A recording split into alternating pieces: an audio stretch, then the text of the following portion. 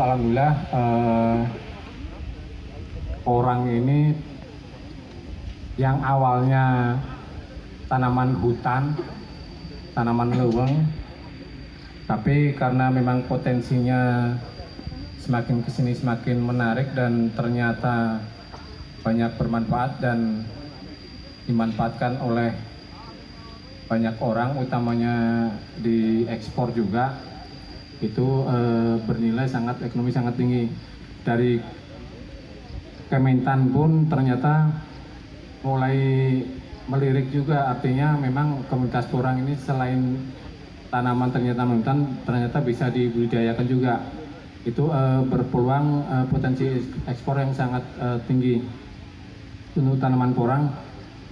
Selain itu juga dari studi literasi, ternyata porang ini bisa sebagai substitusi dari beras yang kualitasnya cukup bagus juga.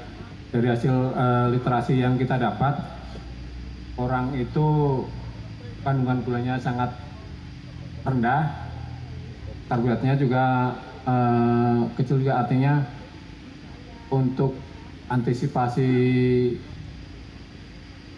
manusia yang kadar gula sangat tinggi, itu sebagai alternatif selain kentang mungkin ya, itu bisa dimanfaatkan tanaman porang ini.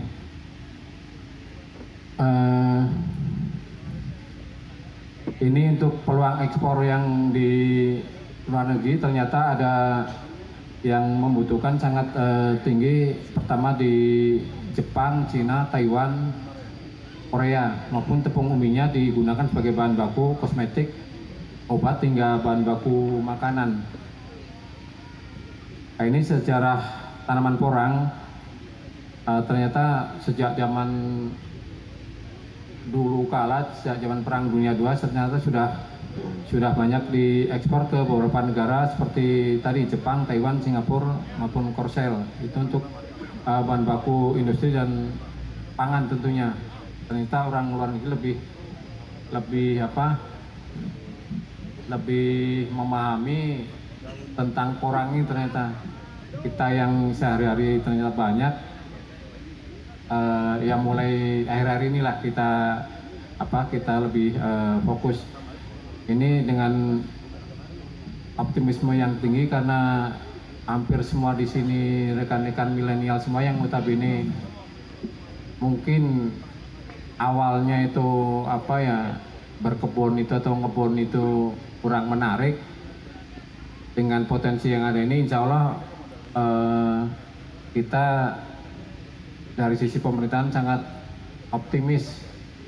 Petani-petani muda ini akan banyak bermunculan yang lebih menekankan ke aspek bisnis, artinya pertanian ini akan meningkatkan ekonomi nanti ke depan.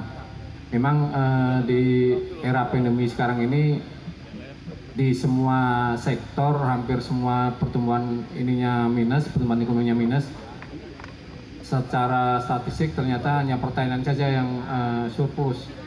Artinya ini merupakan peluang atau kebangkitan kita bersama di era pandemi ini untuk, tadi sudah disampaikan oleh Ketua KNPI, jangan ada lahan yang kosong lah. Apapun bisa ditanam, apapun silakan menanam. Tentunya selain tanaman ganja, kayaknya kalau tanaman ganja meskipun ekonomis tinggi dilarang gitu, pelanggaran pidana. Insya Allah semua komunitas yang ada di sekitar kita bisa dimanfaatkan, bisa bernilai ekonomi, asalkan tadi bisa memanagenya. Saya yakin karena ini semua milenial, berpikirnya pasti berpikir lebih maju daripada petani-petani pendahulu kita yang relatif hanya cukup untuk makan saja biasanya. Ini peran porang dalam industri pangan itu tadi sudah disampaikan, ada untuk tekstil, farmasi juga, bahkan kosmetik, pertambangan, dan lain sebagainya. Bahkan ada literasi juga itu untuk bahan pesawat, nggak tahu untuk apanya itu. Nanti ada tim-tim ahli ini, narasumber yang akan menyampaikannya sepertinya. Ini negara tujuan ekspor ternyata ada sangat banyak, ada sampai 17 negara. ada Cina sampai Afrika juga ternyata termasuk tujuan ekspor juga.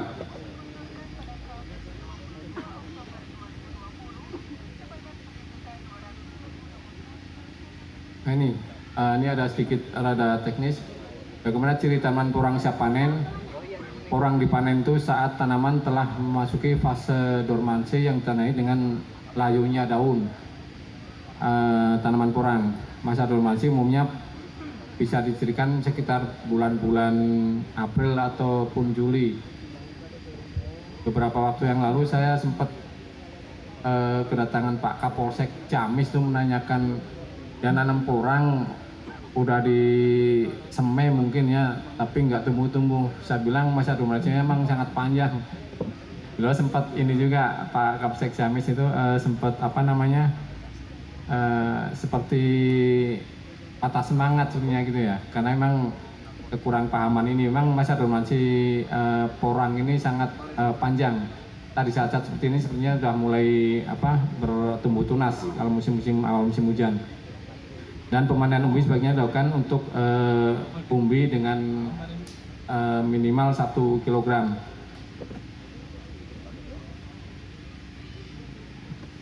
Ini yang ada beberapa informasi untuk di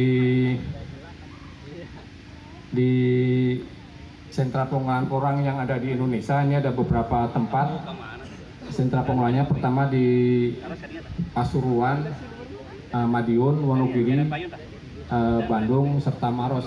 Ini di Bandung kemarin kebetulan nanti ada teman kita di Karangtengah, Pak Ega.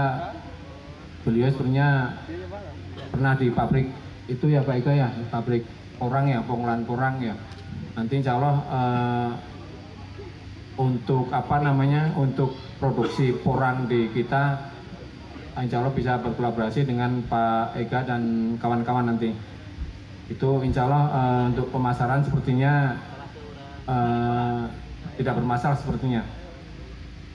Ini untuk dari Kementerian Pertanian sendiri programnya pengembangan porang Kementerian Pertanian baru dilaksanakan di Kabupaten Kuningan atau Jawa Barat yang memiliki potensi pengembangan tanaman porang. Salah satunya itu di Desa Kuningan telah menanam porang sekitar 20 hektaran. Itu bantuan kemarin yang disampaikan oleh Kementan di Kuningan itu yaitu pupuk organik. Memang sebenarnya porang ini sangat bersahabat dengan pupuk organik sebenarnya, bukan pupuk kimia. Karena potensi di seputaran sini juga sebenarnya sangat banyak untuk organik. Itu akan lebih baik untuk selain tidak perlu membeli, itu bisa memanfaatkan pupuk organik yang ada. Ini selain porang ini mohon kesabaran Pak Moderator, sedikit saja ada 2 informasi yang perlu saya sampaikan juga berkaitan kemarin kelangkaan pupuk subsidi. Beberapa waktu yang lalu ada sekitar bulan September, akhir Agustus September lah, itu ada kelangkaan pupuk subsidi. Memang itu diakibatkan karena memang kuota pupuk subsidi di Ciamis sudah habis pada waktu itu. Memang secara nasional awal tahun kita waktu Rakornas juga secara umum itu secara nasional dikurangi memang sekitar 1 juta ton untuk nasional. Tapi kemarin alhamdulillah pada per 1 Oktober kita sudah mendapatkan tambahan alokasi lagi untuk mencukupi musim tanam yang sekarang Oktober sampai Desember nanti. Insya Allah pupuk subsidi yang ada di Ciamis ini bisa memenuhi kebutuhan petani kita semua. Terus untuk penebusan pupuk subsidi sendiri mulai 1 September wajib menggunakan kartu tani. Nanti kalau ada di antara rekan-rekan yang belum mempunyai kartu tani, silakan nanti bisa dikumpulkan di desa ataupun di penyuluh di BPP. Itu persyaratannya hanya 3 saja, fotokopi KTP, KK, dan luas garapan yang ditunjukkan dengan SPPT.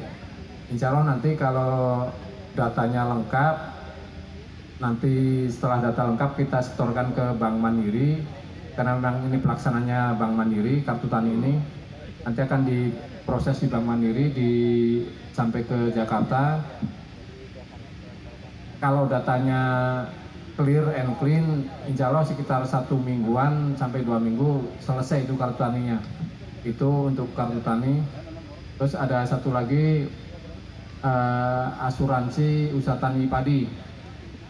Saya perlu sampaikan juga, asuransi usaha tani padi itu salah satu wujud aplikasi atau implementasi dari Undang-Undang Perlindungan Petani oleh pemerintah. Salah satunya yaitu asuransi usaha tani padi, dan juga ada asuransi ternak sapi. Asuransi usaha tani padi ini sangat murah karena memang itu bersubsidi dengan biaya premi yang seharusnya 180.000, disubsidi oleh pemerintah sekitar 80%-nya atau 144.000, yang 20%-nya dibayar oleh petani atau cuma 36.000 per hektar. Itu untuk 1 kali musim tanam. Itu saja mungkin informasi singkat.